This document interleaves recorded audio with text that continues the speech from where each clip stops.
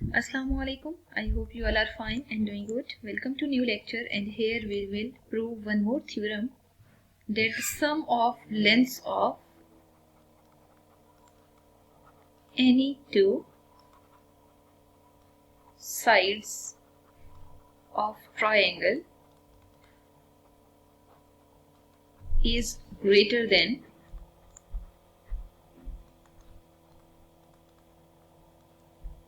length of third side. देखिए what does it mean? For example, you have a triangle. ठीक है, अब खुद से इन्होंने क्वेश्चन में मेंशन कर दिया है कि आपने जो ट्रायंगल कंसीडर करनी है वो कोई भी हो सकती है। ठीक है, मतलब कोई कंडीशन मेंशन नहीं है कि आपके पास किस टाइप की होनी चाहिए। Just the word given is a triangle. ठीक है, तो अगर ट्रायंगल की बात हो रही है तो इसका मतलब है पहले तो आप एक इन जनरल ट्रायंगल कंसीडर कर लें और उसको मार्क कर लें, that is A B and C. ठीक है, अच्छा अब देखें कि अगर फॉर एग्जांपल आपने जो ट्रायंगल ड्रॉ की है वो बेसिकली इस फॉर्म में गिवन है एबीसी रैंडम, तो प्रूव आपने ये करना है कि जब आप दो साइड्स का सम लेते हैं तो वो थर्ड साइड से ग्रेटर है। ठीक है, तो गिवन में तो सिंपल आपको ये गिवन है कि ट्रायंगल एबीसी है, इसके अलावा आपको कोई कंडीशन गिवन नहीं है। ठीक है, लेकिन टू प्रूव में आपने ये मेंशन करना है कि दो साइड्स का सम थर्ड साइड से ग्रेटर आ रहा है। ठीक है, तो यहाँ पे हम ऐसे करते हैं, सबसे पहले तो measurement A B plus measurement A C लिखते हैं कि इसका सम होना चाहिए मेजरमेंट बी सी से ग्रेटर। ठीक है, फिर हम यहाँ लिख लेते हैं कि measurement A C plus measurement B C, मतलब कोई सी दो बाकी साइड्स का सम ए बी से ग्रेटर होना चाहिए। ठीक है, फिर हम ऐसा करते हैं कि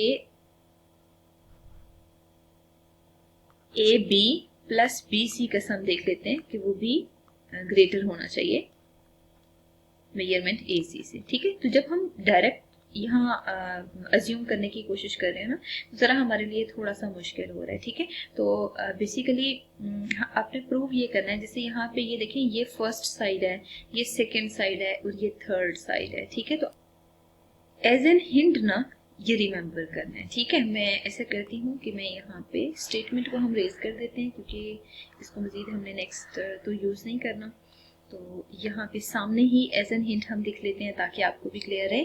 देखिए, आप या तो लिख लें 1 और 2 साइड को ऐड करें थर्ड के इक्वल हो, थर्ड से ग्रेटर हो, सॉरी, थर्ड और 2 को आप ऐड अप करें तो फर्स्ट से ग्रेटर हो, और इसी तरह फर्स्ट और थर्ड को ऐड करें तो सेकंड से ग्रेटर हो। ठीक है, तो बेसिकली ये रिजल्ट जो है समराइज करके आप साइड 1 2 3 4 मार्क करके कर सकते हैं। ठीक है, और एक और मजीद ट्रिक भी आपको बता देती हूँ क्योंकि स्टूडेंट्स के लिए मेजॉरिटी ये याद रखना मुश्किल हो जाता है कि हम कौन सी साइड ले चुके हैं कौन सी नहीं, तो इसके लिए बेस्ट ये है कि हम मजीद एक ट्रिक भी डिस्कस कर लेते हैं। देखिए, सबसे पहले तो जो 3 साइड्स आ रही हैं आप उन 3 साइड्स को यहाँ रीराइट कर लें। जैसे देखिए, पहली साइड ए बी है, तो फिर बी सी है, फिर सी ए है, ये 3 साइड्स आ रही है ना, तो इन्हीं तीनों साइड्स को जरा आप लिख लें। लिखने के बाद ना अब ए बी बी सी ए सी यहां से आप लिखना स्टार्ट करें।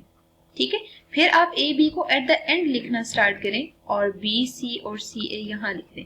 ठीक है, फर्स्ट फुल इसमें प्लस डाल दें और यहाँ पे ग्रेटर का साइन डाल दें। तो देखिए, हम कंपेयर कर लेते हैं हमारी ये तीनों कंडीशंस यहाँ मौजूद हैं या नहीं। तो A B plus B C, A B plus B C, आप देख सकते हैं ये कंडीशन गिवन है। ठीक है, फिर आप देखिए C A plus A B, C A plus A B the first one, ये कंडीशन गिवन है। ठीक है, और B C plus C A greater than A B, B C plus C, ये कंडीशन गिवन है। तो आप देख सकते हैं कि ये तीनों कंडीशन यहाँ पे मौजूद हैं। तो अगर आप एज अ ट्रिक ये याद रखना चाहते हैं तो आप बेशक इसको नोट कर लें कि हम इस पैटर्न को कैसे बेसिकली समराइज करते होते हैं। ठीक है, अब हम मूव करते हैं थ्योरम की स्टेटमेंट पे कि बेसिकली हमने उसको कैसे प्रूव करना होगा। ठीक है, तो थ्योरम को प्रूव करने के लिए हम कंस्ट्रक्शन की हेल्प लेंगे। अब देखिए, हमें कंस्ट्रक्शन क्या करनी चाहिए। फिगर में आपने, मैं येलो कलर में कंस्ट्रक्शन मार्क कर रही हूँ, आपने इस सी ए को मजीद एक्सटेंड करना है। ठीक है, देखिए कितना एक्सटेंड करना है, बेसिकली आपने इतना एक्सटेंड करना है कि यहाँ पे जो पॉइंट एंड में पॉइंट आ रहा है ना, वो पॉइंट इस तरह एग्जिस्ट करे कि ये साइड और ये साइड इक्वल हो। ठीक है, जैसे अगर ये साइड 5 सेंटीमीटर है ना, तो ये वाली साइड भी किसकी इक्वल हो, 5 सेंटीमीटर हो। तो आप क्या करें, इस पॉइंट को डी पॉइंट मार्क कर दें, और कंडीशन आपने क्या यूज की है कि ए डी और ए बी आपस में इक्वल आ रहे हैं, ठीक है। और इस फिगर में हम प्रॉपर कंस्ट्रक्शन लिख लेते हैं। एंड कंस्ट्रक्शन क्या है कि टेक पॉइंट डी, ठीक है, शॉर्ट फॉर्म में थोड़ा हम लिखते हैं कंस्ट्रक्शन को। और कंस्ट्रक्शन में बेसिकली जितने भी आपके पास वैल्यूज आ रही हैं उनको आप प्रॉपर यहाँ पे डिस्कस कर लें, ठीक है। तो कंस्ट्रक्शन में हम रीराइट कर लेते हैं take D such that A D is congruent to A B, ठीक है। और साथ ही हमें एक कंडीशन क्या लेनी है, लेबल एंगल 1 एंगल 2 हियर, ठीक है। इनफ है ये दो एंगल, तो आप यहाँ पे एंगल 1 और एंगल 2 भी मार्क कर दें, ठीक है। अच्छा, अब हम ऐसा करते हैं, मूव करते हैं टू प्रूव पे। देखिए, टू प्रूफ के लिए हम यहाँ पे प्रूफ कंसीडर करते हैं जिसमें स्टेटमेंट और रीजंस प्रॉपर इंप्लीमेंट करते हैं, ठीक है। तो एक साइड पे आप स्टेटमेंट्स ले लें और दूसरी साइड पे आप यहाँ पे रीजंस कंसीडर कर लें।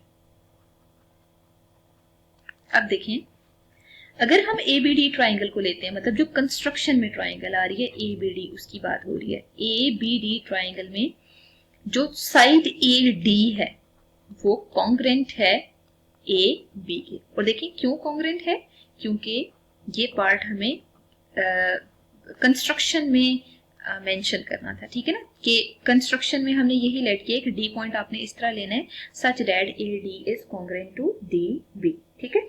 अच्छा देखिए, सेकंड वर्किंग क्या है कि हमने यहाँ पे जो पॉइंट कंसीडर किए हैं डी पॉइंट, उसकी वजह से AD और AB तो कॉन्ग्रुएंट हैं, बट जो साइड्स कॉन्ग्रुएंट होती हैं उनके ऑपोजिट एंगल्स भी कॉन्ग्रुएंट होते हैं। तो एंगल 1 किसके कॉन्ग्रुएंट होगा, एंगल 2 के। और रीजन लिखेंगे कि ऑपोजिट एंगल्स ऑफ कॉन्ग्रुएंट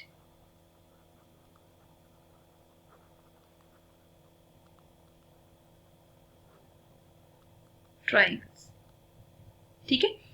अच्छा, अब हमने क्या करना है, इसके बाद मजीद हमने ये जो दो साइड्स आ रही हैं, अगर वो इक्वल है तो उनके कोरिस्पॉन्डिंग एंगल भी इक्वल होंगे। अगर वो एंगल इक्वल है तो यहाँ से बेसिकली क्या रिजल्ट डिड्यूस कर सकते हैं, हमने वो देखना है, ठीक है। हम एक ही ट्राइंगल में एंगल्स को कंपेयर करना चाह रहे हैं। तो बेसिकली देखिए, ये वाला जो एंगल फुल है ना, B एंगल, वो 1 से ग्रेटर आ रहा है, ठीक है। तो अगर हम यहाँ पे DBC एंगल चेक करते हैं, ठीक है, इसी एंगल की बात हो रही है जो अभी मैंने मार्क किया है। एंगल DBC जो है वो एंगल 1 से तो ग्रेटर है, कंफर्म है, क्योंकि एंगल 1 उसका एक छोटा सा पार्ट आ रहा है, ठीक है। और इसकी रीजन हम ये लिखते हैं कि मेजरमेंट एंगल DBA जो है ना, DBC, वो बेसिकली इक्वल है एंगल 1 प्लस एंगल ABC के, ठीक है।